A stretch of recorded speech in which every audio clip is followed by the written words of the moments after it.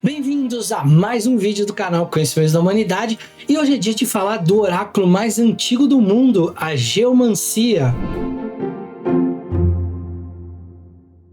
Para você que nunca ouviu falar de geomancia, saiba que é o oráculo mais antigo do mundo. Hoje a gente vai falar um pouco sobre dele e como fazê-lo. Mas antes, esse vídeo aqui é da série de oráculos do canal que a gente está lançando para apoiar o nosso projeto lá no Catarse, onde estamos lançando finalmente os arcanos menores do nosso tarô. O tarô é uma grande técnica milenar, oracular, que pode ser usada como decoração, pode ser usada para coleção, mas no fundo é um grande oráculo. Então a gente vai fazer uma série falando sobre os oráculos, origem de alguns oráculos, e hoje a gente vai começar com um que provavelmente é o mais antigo de todos, como eu já disse, que é a geomancia. O que é a geomancia, gente? Basicamente é um método de adivinhação que interpreta marcas no chão ou padrões formados por punhados de solo, rochas ou até mesmo por areia lançada. A forma mais comum, mais tradicional dessa arte divinatória antiga, ela envolve a interpretação de uma série de 16 figuras formadas por um processo aleatório que envolve um estado de transe e depois seguido de uma análise. Normalmente é associado com os astros, os desenhos estão associados com algum planeta, com alguma condição astrológica, alguma constelação. O legal da geomancia é que até onde a gente tem registro dela na Idade Média, da Idade Média até os dias de hoje, ela é praticada por pessoas de todas as classes sociais. Existem registros na África e na Europa de uma larga utilização de geomancia pelas populações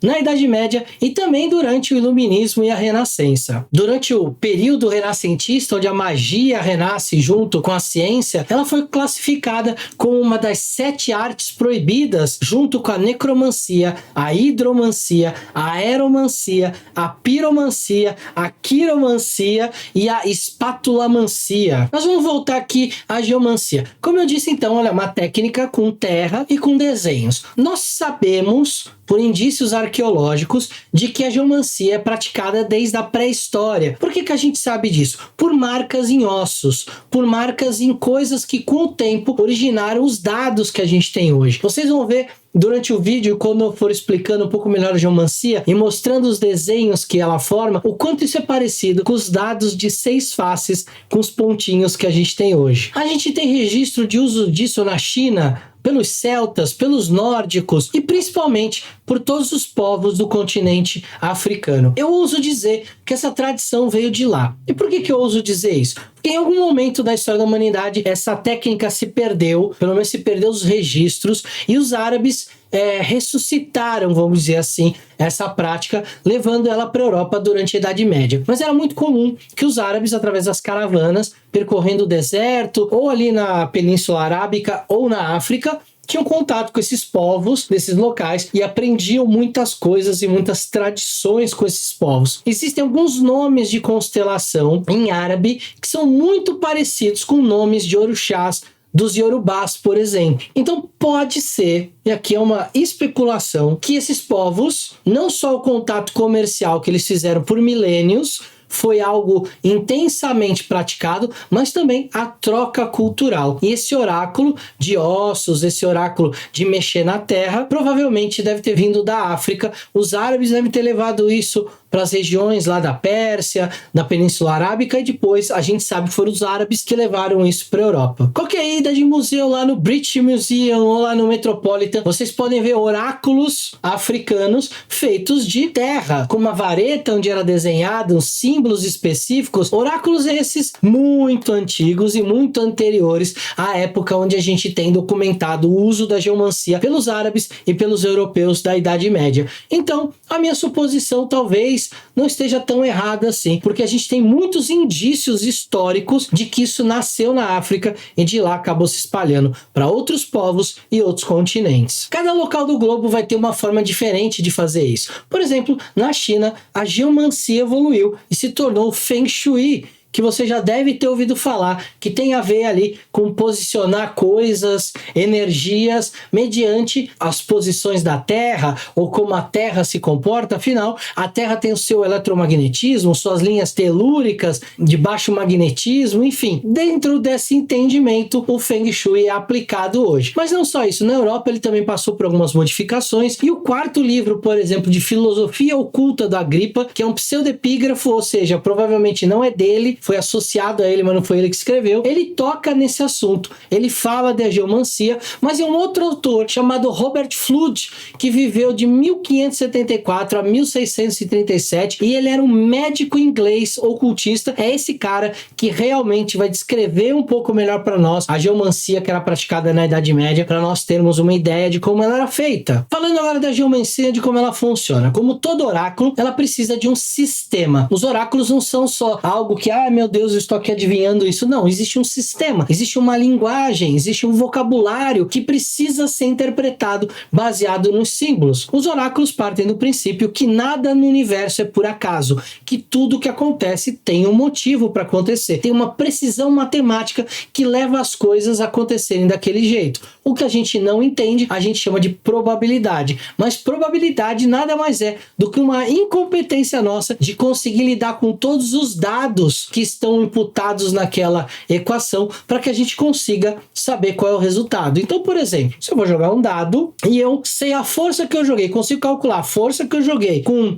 o quantas vezes o dado vai quicar na superfície porque a superfície é XYZ, com a gravidade, com a resistência do ar. Se eu conseguisse calcular todos esses dados, eu conseguiria dizer, vai cair no número tal. Como eu não consigo calcular tudo isso, porque tem dados que estão fora da compreensão humana para ser calculado, eu chamo isso de probabilidade. Então, quando eu jogo um dado, existe uma probabilidade em 6 de cair tal número. Só que, na verdade, isso depende de onde eu jogo, como eu jogo, de que altura. É isso que no final determina. Beleza? Então é assim que um oráculo funciona. Ele acredita que nada sai por acaso e que aquele vocabulário simbólico que aparece ali, ele é uma interpretação do inconsciente do consulente que sai ali como algo que pode ser simbolicamente interpretado por quem está fazendo a consulta. E quando a gente fala então de vocabulário simbólico, o tarô tem 78 símbolos, o I Ching tem 64, as runas são 24 e no caso da geomancia são 16 símbolos. Existindo a possibilidade das figuras se repetirem, afinal o método ele é fixo. Esse método é chamado de método geomântico, porque a geomancia divide as jogadas em 4 símbolos, um que representa a nossa cabeça, sendo o elemento fogo, um que representa nossos ombros, sendo o elemento ar, um que representa a região aqui do nosso quadril, que é o elemento água, e o outro que representa nossos pés, que é o elemento terra. Então está dividido em 4 elementos. Para a geomancia da Idade Média, essa aqui foi posteriormente adaptada e trazida para a gente nos dias de hoje, a cabeça, ou seja, a parte superior das figuras, representa o fogo, e o fogo, nesse caso, é espiritual. Depois a gente tem o ar nos ombros, e o ar aqui é o mental. Depois a água, que é o emocional, e a terra, que é o físico. E isso dá para nós pistas de que tipo de níveis de interpretação a gente está tendo. Uma jogada completa vai compor 4 figuras. Como cada figura tem 16 possibilidades de símbolo, a gente tem 16 vezes 16 vezes 16 vezes 16. Ou seja, 65.536 possibilidades de respostas diferentes. E qual que é o método clássico? Um geomante, ele vai até um local que tem a terra ou que tem areia, daí, né, o termo em grego, geo, terra, mancia, adivinhação, ou em árabe, ilm al-ham, ou a ciência da areia. Ele então vai nesse local, pega um graveto e ele vai entrar em transe. Ou seja, ele vai entrar em estado alterado de consciência. Ele precisa se concentrar na pergunta, no intento, ele precisa se desligar da racionalidade ali no momento, deixar a mão dele solta com esse graveto na mão, como se fosse um telégrafo batendo, ele vai fazer pontos na areia. Um dos métodos diz que a gente tem que fazer 16 linhas. Então, em cada linha dessa, eu vou bater sem contar, eu vou bater o graveto, depois eu vou para a segunda linha, para a terceira linha, até eu fazer 16 linhas. Cada linha dessa, então, vai ter um número X de pontos. Eu vou contar o número de pontos. Esses pontos vão dar um número par ou ímpar. Então, pessoal, olha só. Aqui a gente tem um punhado de terra, uma terra mais escura. Essa terra não é a melhor e a mais indicada para fazer o que eu vou fazer. Normalmente, algo mais clarinho funciona melhor. Você vai pegar essa terra, se tiver num recipiente ou se tiver na natureza, bate bem ela, deixa ela bem lisinha. Aqui vocês vão ver que ainda tem umas pedrinhas. Eu tô tentando simular como seria um ambiente natural. E como é que funciona? Você vai pegar um graveto. A partir do momento que você pegar o graveto, olhar para esse pedaço de terra, você vai imaginar a pergunta que você quer fazer, você vai entrar numa espécie de estado de transe, que você vai esvaziar a sua cabeça, vai deixar ela bem limpa, vai pensar só no propósito da pergunta, no que é que você quer perguntar, e aí, com um graveto, aqui no caso eu vou usar essa varinha de metal, você vai criar 16 linhas. Então você vai bater em uma linha o número de pontos, na segunda linha outro número de pontos, a terceira linha, outro número de pontos, sem contar os pontos. Vai usando a sua mão como se fosse quase um telégrafo. E você vai fazendo isso até dar 16 linhas. Aí você vai contar quantos pontos tem na primeira linha. Então, se a primeira linha deu um número par, eu tenho 2 pontos. Se a segunda deu ímpar, 1 ponto, e assim sucessivamente. 16 linhas eu vou formar então 4 figuras, porque cada 4 linhas formam uma figura. Então é só ir no gabarito, ver quais foram as 4 figuras que foram formadas pela combinação. Cada figura dessa traz uma resposta para uma pergunta de... uma parte da resposta, na verdade, para uma pergunta de vocês. Lembrando que a primeira parte aqui das 4 são fogo, a segunda, o ar, a terceira, a água, e as 4 últimas, a terra. Então as 4 primeiras do fogo ligadas às questões ou à parte espiritual da questão, a parte do fogo ligada com a parte mental da questão, a parte da água ligada com a parte emocional da questão e a parte da terra ligada com a parte física da questão. Vamos então para o segundo modo de fazer essa técnica. Você vai como se fosse um telégrafo e batendo na areia. Vai batendo sem olhar. Vai batendo. Primeiro eu bato, depois eu vou traçar 3 riscos na terra. Dividir ela em 4 partes. Como eu não tô olhando, não ficaram 4 partes tão iguais. E aí o que eu vou fazer? Eu vou contar o número de pontinhos em cada parte dessa. Então aqui eu tenho 1, 2, 3, 4. Eu posso ir juntando eles para fazer parzinho. 1, 2, 3, 4, né? Então aqui eu tenho 2 pares, tenho mais um aqui, com outro aqui, então eu tenho 6 batidinhas que eu dei aqui. Essas 6 batidinhas, na minha anotação, vão gerar 2 pontos, porque é número par. Então eu vou pegar um papelzinho, vou fazer a primeira figura com 2 pontos. Depois eu venho aqui, ó, eu vejo que aqui eu tenho 1, 2, 3 pontinhos. 3 pontinhos é número ímpar. Vai gerar 1 ponto. Aqui eu tenho mais 1, 2, 3, 4 pontos.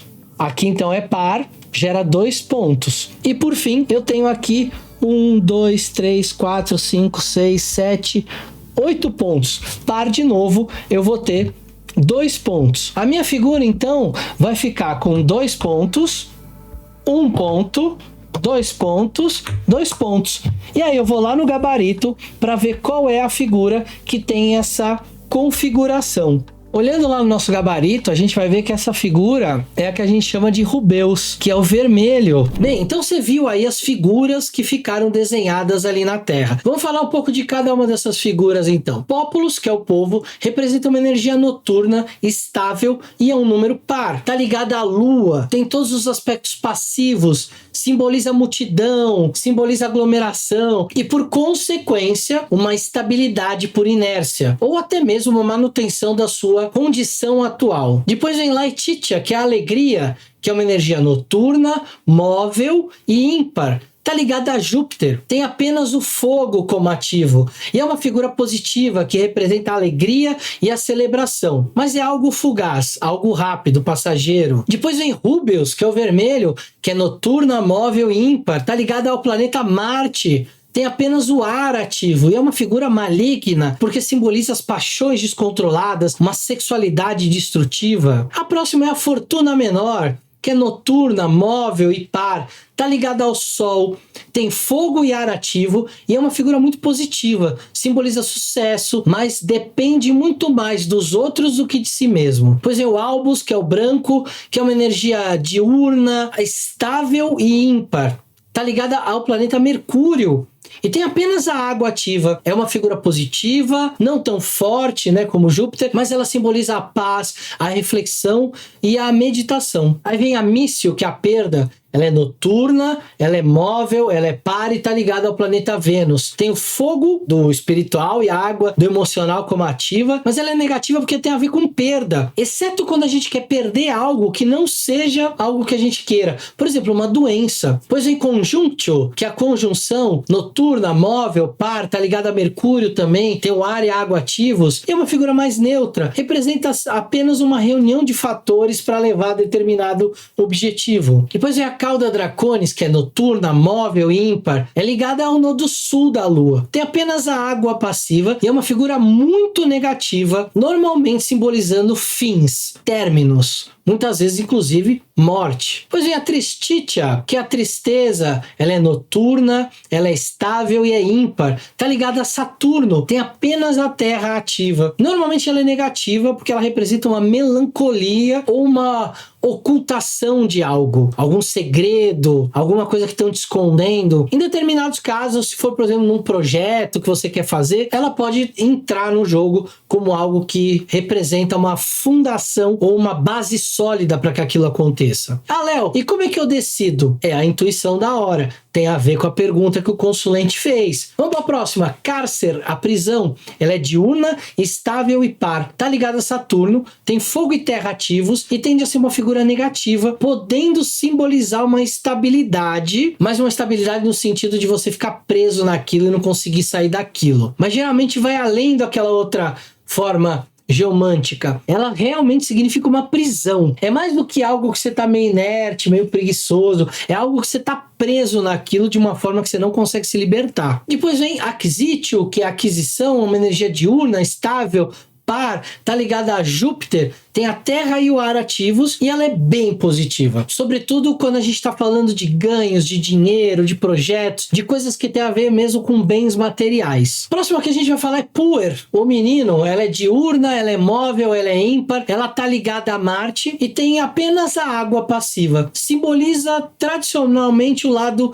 masculino. E aí esse masculino de uma ciência milenar, que tem então aquela ideia de que tudo que é vigoroso, competitivo e que também pode gerar conflitos, está ligado a essa energia masculina. Mas dá para você extrapolar isso e pensar em outros tipos de energias ligadas a esse princípio masculino. Depois a gente tem a Puella, a menina, que é diurna, estável, é ímpar, está ligada a Vênus, tem apenas o ar como passivo. Ela simboliza tradicionalmente o feminino e tudo que tem a ver com o feminino. A harmonia, o acolhimento, a fertilidade, mas também o lado negativo, como a desorganização. Então a gente precisa avaliar de novo a pergunta ali para saber qual é o nosso espaço. Chegando já no final, perto do final, a gente vai falar da Fortuna Major, que ela é diurna, estável e par, ligada ao Sol. Tem a Terra e a água como ativos e simboliza o sucesso. Se você trabalhar o fruto dos seus próprios esforços, vai ser o sucesso. É a grande forma geomântica de sucesso, de sorte,